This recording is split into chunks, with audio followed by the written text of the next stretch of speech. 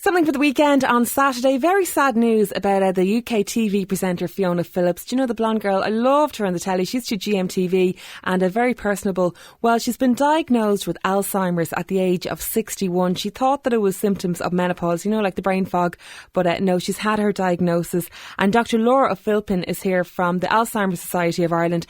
I think we always think of Alzheimer's as being a disease for much older people, you know, people in their 80s and that. But we're actually seeing it, younger people being diagnosed all the time. Yeah, no, there is quite a large percentage of people now who are being diagnosed at a younger age. So younger onset dementia is people who are diagnosed before the age of 65. You know, we're seeing that more and more frequently now. It's news that no one would like to hear. You know, I think people have a fear, obviously, you know, around their health, and I think that's completely fair. So, I mean, what preventative steps can we take when it comes to something like Alzheimer's? There are 12 potentially modifiable risk factors across the life course that can impact our risk reduction for up to 40% of dementias. It's never too early or too late in life to consider dementia prevention and to consider your overall health. It's about, I suppose, getting to bed at a decent time, is it? And getting a certain number of hours sleep, that kind of thing? Yeah, it's really just about looking after ourselves. You know, there's things like try to avoid alcohol, avoid smoking, and make sure that you're looking after your blood pressure. Seek help if you're struggling with your mental health, as depression can be a small risk factor.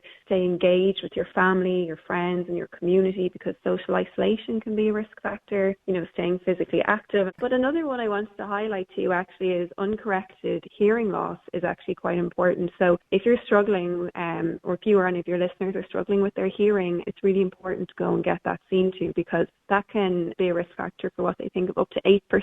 So there's things and there's actions that we can do today that are relatively straightforward that can impact our risk. I think there's a huge amount of talk at the moment about these genes, and that's really positive.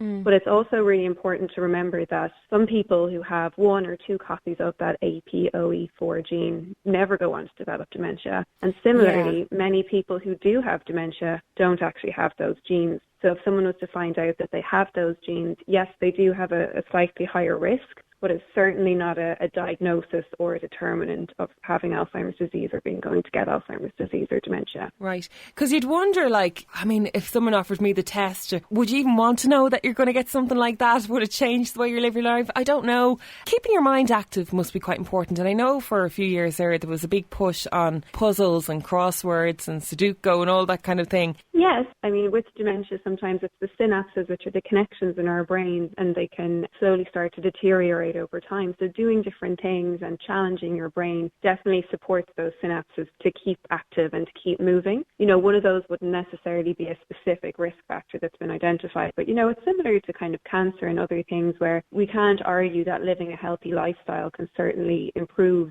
our risk levels when it comes to diseases like heart disease or cancer or whatever it might be. So it's just really important that we're looking after ourselves, and I think it can be really tricky, you know, work stresses, family stresses, life stresses, you know, so it's really important to just take some time out and think about your mental and physical health all of the time. There is Dr. Laura O'Philpin from the Alzheimer Society of Ireland talking there about Fiona Phillips, the TV presenter in the UK who's been diagnosed with Alzheimer's at the age of 61.